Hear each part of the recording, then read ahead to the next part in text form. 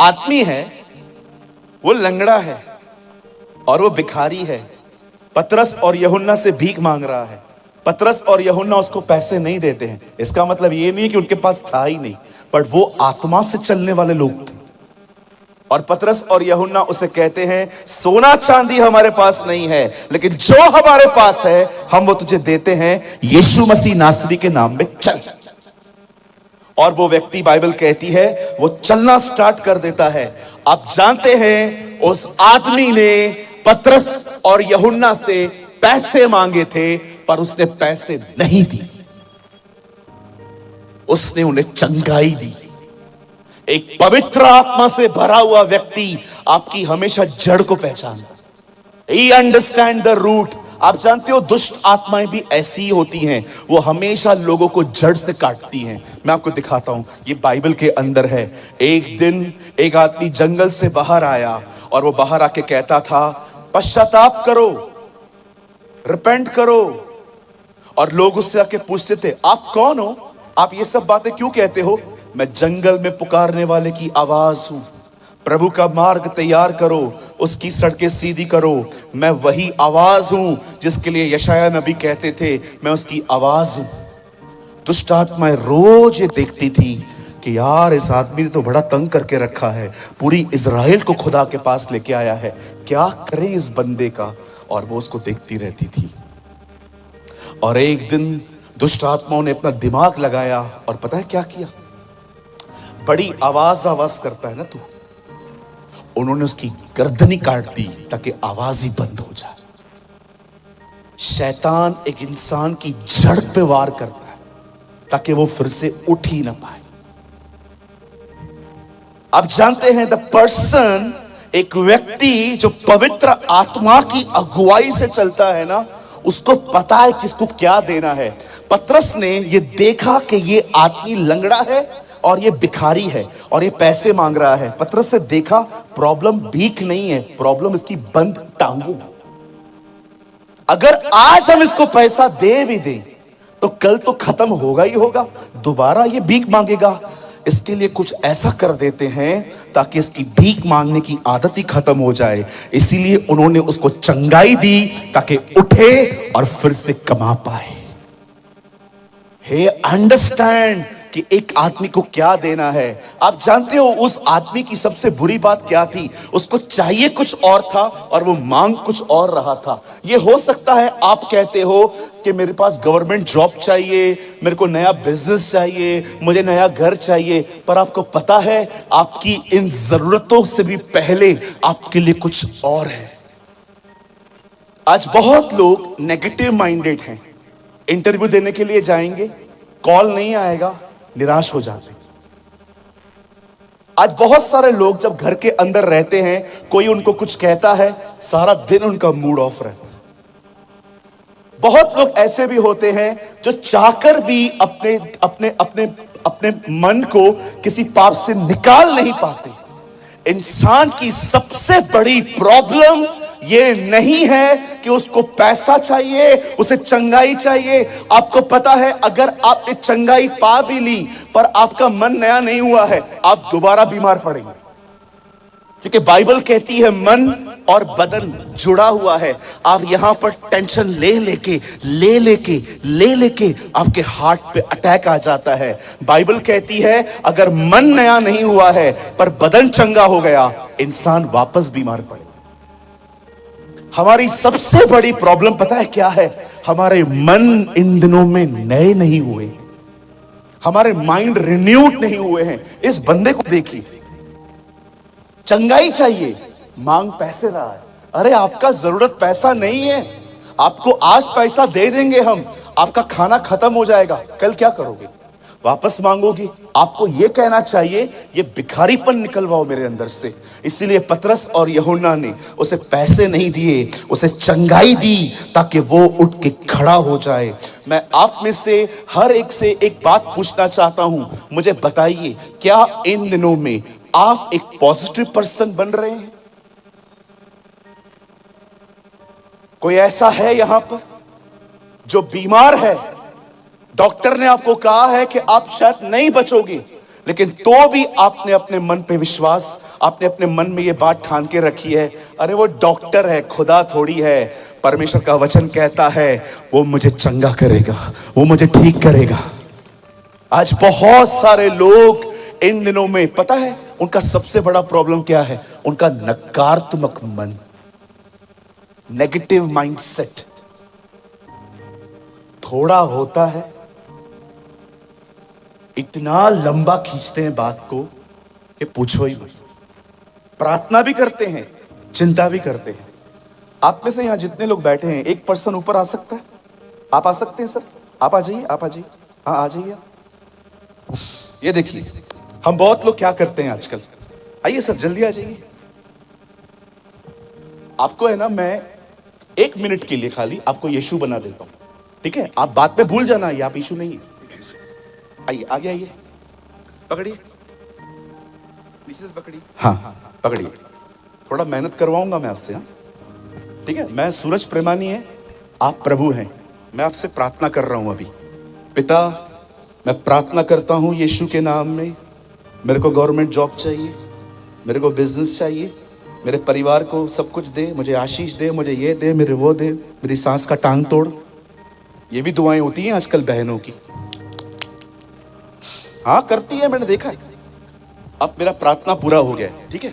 अब आप एक काम करिए, प्रभु आप मेरी प्रार्थना को ले लीजिए, ले लीजिए। पकड़िए ना उधर से, एक किनारा पकड़िए, लीजिए प्रभु, लीजिए ना प्रभु, खींचिए खींचिए। अरे दम लगाइए, थोड़ा सा फटने दीजिए मेरा रुमाल, चिंता मत कीजिए। लीजिए प्रभु, लीजिए, लीजिए ना प्रभु, लीजिए ना, लीजिए ना, खींचो, लीजिए लीजिए लीजिए लीजिए, लीजिए प्रभु, लीजिए। प्रभु थक गया। बहुत लोग प्रार्थना खाली बढ़। खोलो भैया, खोलो पास्टर जी, खोलो। प्रभु पिता, मैं प्रार्थना करता हूं, मेरे को ये दे। इतना प्रार्थना करेंगे और जब देने की बारी आएगी, प्रभु लीजिए लीजिए, खींचो भैया, खींचिए खींचिए, सीरियसली खींचिए। लीजिए ना प्रभु, प्रभु लीजिए ना, लेते क्यों नहीं?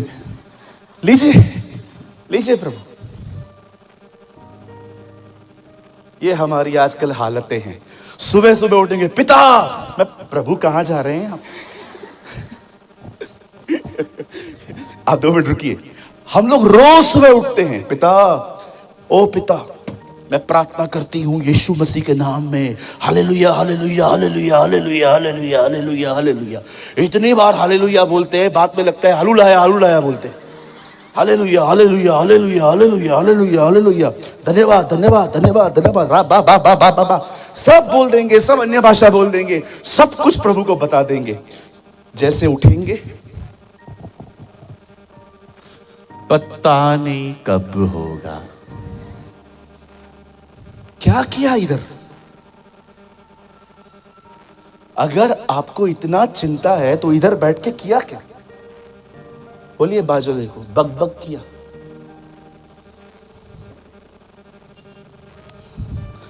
लीजिए प्रभु, खींचिए प्रभु, अब अच्छे से खींचिए प्रभु, खींचिए।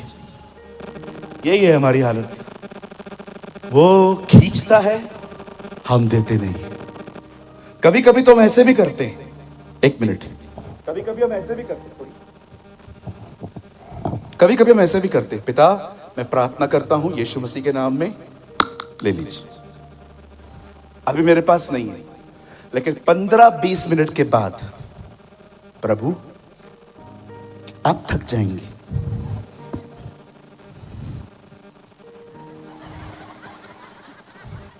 हम वापस ले लेते, वापस उठाते। ये कैसा माइंड है? रिन्यूड ही नहीं हुआ है, वही पुराना मन चल रहा है। प्रार्थना लंबी लंबी, विश्वास इतना भी नहीं। इसीलिए लोगों को शुगर है। Thanks brother, God bless you. इसीलिए आज लोगों को शुगर है। आप जवानों को देखो, 2 कुर्सी उठाने के लिए बोलो, इधर से लेके उधर तक। आप पहले की पीढ़ी देखो। मुझे आज भी याद है, मैं एक दिन गार्डन में वॉक कर रहा था, तो मैंने एक अंकल को देखा। उनके वॉक करने का तरीका ऐसा था,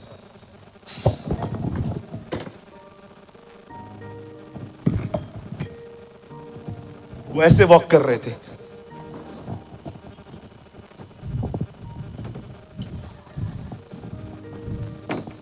मैं उनको देख रहा था, मैं बोला यार 70 साल के अंकल। मैंने कहा अंकल आप इतने बुढ़े हैं तो भी कितना दौड़ते हैं? उन्होंने बोला बुढ़ा तेरा बाप। मेरे को बुढ़ा बोलता है। यू नो, बदन बूढ़ा हुआ था, मन जवान है।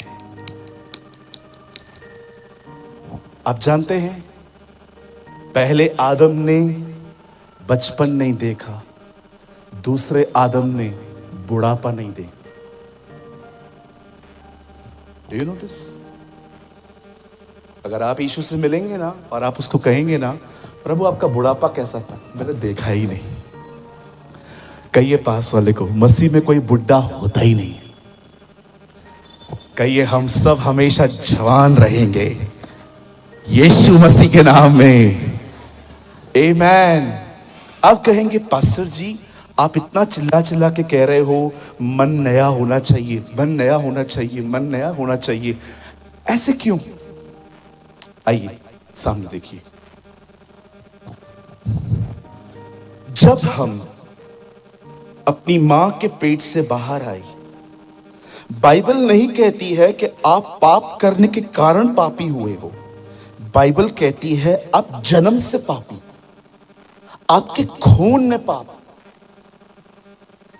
मैं ये विश्वास करता हूं जगदलपुर में एक भी ऐसा इंस्टीट्यूट नहीं होगा जो हमें सिखाए कि गुस्सा कैसे करना है, लेकिन फिर भी हम गुस्सा करते हैं। किसी ने नहीं सिखाया तो भी करते हैं। क्यों करते हैं? क्योंकि हमारे खून में है। All this is in our blood. किसी ने हमें नहीं सिखाया है कि हमें झूठ कैसे बोलना है, लेकिन फिर भी हम में से बहुत लोग झूठ बोलते हैं। किसने टीच किया? यह आपके खून में है। बाइबल कहती है मनुष्य के बदन में उसके बाप दादाओं का निकम्मा स्वभाव। और ये तो छोड़िए, ये तो डीएनए हो गया।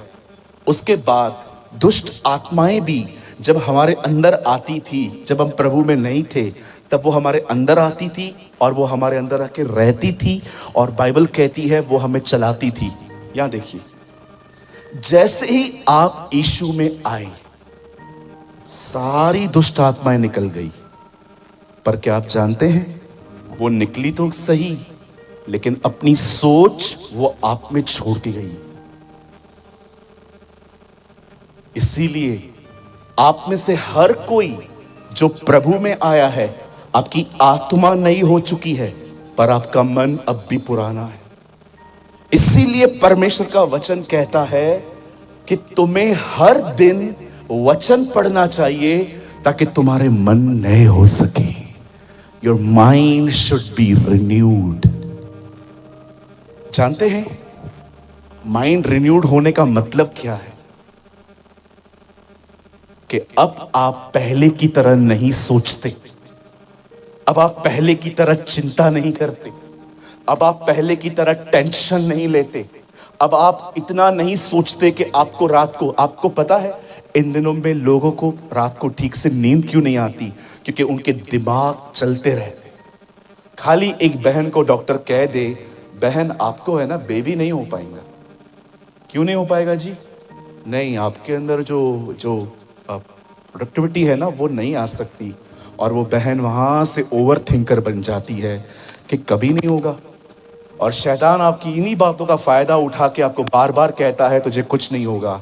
और आपको शैतान को ये कहना चाहिए, ये बात याद रख, जो सारा का परमेश्वर है वही मेरा परमेश्वर, जिसे सारा को दिया वो मुझे भी दे सकता है यीशु मसीह के नाम में। आप जानते हैं कई लोगों का माइंड रिन्यूड नहीं हुआ। ये बात याद रखिए, दुष्ट आत्माएं आपके जीवन से निकल चुकी हैं, लेकिन वो अपनी सोच आप में छोड़कर गई। और उस सोच को एक दिन, मैं आपको अपनी गवाही बताता हूं। एक दिन मुझे चलने में कुछ तकलीफ हो रही थी। मुझे मेरा जो दाहिना पैर दायां पाँव है ना, इस जगह पे हील में मुझे बहुत दर्द हो रहा था। और मैं जब चलता था तो मुझे वो दर्द है ना चुभता था। मैंने कुछ समय एक महीना तो मैंने अवॉइड किया। मैंने कहा ये छोटे मोटे दर्द खुद ही ठीक हो जाते हैं। लेकिन आहिस्ते आहिस्ते मैंने चेक किया कि दर्द बढ़ता जा रहा है, बढ़ता जा रहा है। आप जानते हैं, मैंने प्रेयर की। मैंने खुदा को कहा, खुदा मेरे को है ना बहुत पेन होता है प्रभु, और मुझे बहुत दौड़ना है आपके लिए, मुझे बहुत मेहनत करनी है आपके लिए, मुझे किताबें लिखनी है, मुझे वीडियोस बनाने हैं, मुझे बहुत गांव जहाँ पर कोई नहीं जाता है मुझे वहाँ पर जाना है। अगर मैं ऐसे बीमार पड़ेगा तो मैं किधर जाएगा प्रभु, आप मेरे को ठीक करिए ना। मैंने प्रभु से प्रार्थना की। 2 महीने हो गए मेरे को चंगाई नहीं दी। और मैं देख रहा था मेरे लिए चलना और भी थोड़ा कठिन होता जा रहा था। कभी कभी मेरे को है ना ऐसे इतना पेन होता था, पर फिर भी है ना मैं लंगड़ा के नहीं चलता था, मैं साफ साफ चलता था, पर मुझे बहुत दर्द होता था इससे। एक दिन मैं प्रभु का वचन पढ़ रहा था, और ऐसा नहीं है कि मैं मेडिकेशंस नहीं ले रहा था, मैं दवाई भी लेता था, लेकिन मेरा पेन नहीं जा रहा था। मैं बहुत पेन किलर खाता था, दर्द नहीं जा रहा था। मैं कभी कभी दवाई के ऊपर हाथ रख के प्रार्थना करके लेता था कि प्रभु आपने कहा है ना वैद्य भले चंगों के लिए नहीं बीमारों के लिए है, मतलब आपने कहा है ना कहाँ कहाँ पर वैद्य भी जरूरी है। प्रभु मैं दवाई लेके आया हूँ, मेरे को ठीक करिए प्रभु। मैं कई बार रोता था।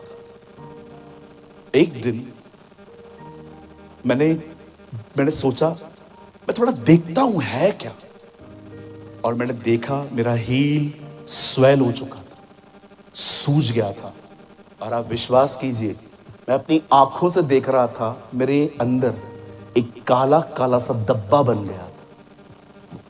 मैं डर गया कि कहीं मुझे पस तो जमा नहीं हो गया, क्योंकि मुझे पता था अगर पस जमा हो गया है तो फिर डॉक्टर मेरे को सर्जरी के लिए बोलेगा, काटना पड़ेगा चमड़ी और स्किन को बाहर निकाल के उसको साफ करना पड़ेगा। मैंने प्रभु से कहा, प्रभु मैं सर्जरी नहीं, यार चाकू छुरी मेरे बदन पे नहीं चलना चाहिए, आप मेरे को ठीक करिए। आप जानते हैं, एक दिन मैंने प्रभु का वचन खोला और मैंने कुछ पढ़ा, उससे मेरे मन को बदल दिया। जानते हैं मैंने क्या पढ़ा?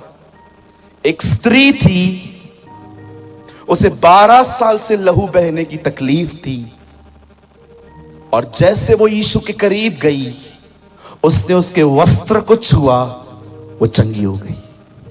ये मैंने पढ़ा। मैंने देखा यीशु उसके पास नहीं आया, वो यीशु के पास गई। फिर मैंने और आगे पढ़ा तो मैंने क्या देखा, यीशु एक जगह पे थे, एक व्यक्ति था, उसको लकवा था, उसके 4 मित्र थे। उन्होंने उसको बोला, हम तेरे को यीशु के पास लेके जाएंगे, तू नहीं चल सकता ना, हम लेके जाएंगे। उन्होंने उसको उठाया, उस घर में गए, लेकिन जगह नहीं मिली। अंत में उन्होंने छत खोल के उसे यीशु के सामने लेकर आए, वो भी ठीक हो गया। मैंने कहा वो लेडी वहां गई, वो ठीक हो गई, ये बंदा वहां गया, वो ठीक हो गया। उसके बाद मैंने एक और वचन पढ़ा जहां पर एक लेडी यीशु को कह रही थी, हे प्रभु मेरी बेटी में से दुष्ट आत्मा निकाल, और यीशु सुनकर भी अनसुना कर रहे थे। तब चेलों ने आकर कहा, प्रभु उसे तकलीफ है, उसका साथ दीजिए, उसकी हेल्प करिए। प्रभु ने कहा, बच्चों की रोटी कुत्तों को नहीं देते। इसका मतलब मैं इजराइलियों के लिए आया हूं पहले, फिर बाद में अन्य जातियों के लिए आया हूं। और जब उस लेडी ने कहा, प्रभु सही कहते हैं आप, लेकिन हम चूरन ही खा लेंगे। उसके बाद यीशु ने कहा, जा तेरी बेटी ठीक हो चुकी है। उसके बाद मैंने एक और वचन पढ़ा, मैंने देखा कि किस तरह से लोग यीशु के करीब जाते थे और ठीक हो जाते थे। मैंने सोचा, मेरा मन नया हो चुका था। मैंने सोचा अब मैं परमेश्वर के करीब जाऊंगा, मैं चंगाई नहीं मांगूंगा, और मैं प्रार्थना करने लगा, बाइबल पढ़ने लगा, उपवास करने लगा। और आहिस्ते आहिस्ते मेरे बदन जो है, मैंने अपने बदन को ओवरकम करना स्टार्ट किया। अब मैं बहुत आत्मा में चलने लग गया। मुझे किसी के लिए नफरत नहीं होती थी, मुझे किसी से जलन नहीं होती थी। मैं आहिस्ते आहिस्ते आत्मा में जीने लग गया और परमेश्वर के करीब जाने लग गया।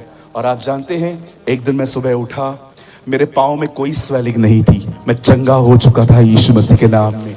और मैं आपको बताना चाहता हूं, आज वहां पर मुझे कुछ भी नहीं है, मैं पूरी तरह से चंगा हूं। मैं आपको एक बात कहूं, यहां देखिए, कुछ बातें कलीसिया में आने से मैं बिलीव करता हूं यहां कोई है जिसको इन बातों की जरूरत है। विश्वास करिए, कुछ बातें कलीसिया में आने से नहीं, खुदा के करीब जाने से बदल जाती हैं। ये हो सकता है कि आप में से यहां पर कोई है जिसके जिंदगी में बहुत कुछ चल रहा है, आप प्रेयर भी करते हैं, आप चर्च भी जाते हैं, आप पास्टर को भी बोलते हैं, पर विश्वास कीजिए मेरे भाई मेरी बहन, कुछ चीजें परमेश्वर के नजदीक जाने से बदल जाती है, ठीक हो जाती है। मैं आपको कहना चाहता हूं, किसी को जरूरत नहीं है व्हाट्सएप के स्टेटस में लिखने का, मैं बीमार हूं, मैं गरीब हूं, मैं तकलीफ में हूं, मेरा कोई है नहीं। लोगों के सामने रोना बंद कर दीजिए, उसके करीब जाइए, वो सब ठीक कर देगा, वो सब बदल देगा यीशु के नाम में। उसके करीब जाइए। पास्टर आप थोड़ा बताएंगे हमको हम कैसे उसके करीब जाएं? वेरी सिंपल, उससे बात करना सीखिए। हम करते हैं, अब समझे नहीं,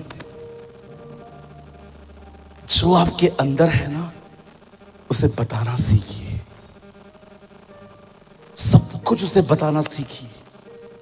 जैसे जैसे आप उसे बताएंगे ना, जैसे जैसे आप उससे बात करेंगे ना, आप उसके करीब जाएंगे, उसके नजदीक जाएंगे, और विश्वास कीजिए उसके नजदीक जाने से सब बदल जाता है। मैं आपको एक चीज कहना चाहता हूं, अगर आप उसके करीब जाएंगे ना, कभी कभी अगर हालात ना बदले, वो आपको बदल देगा। He will change you completely। आज बंद करने से पहले मैं आपसे एक सवाल पूछना चाहता हूं।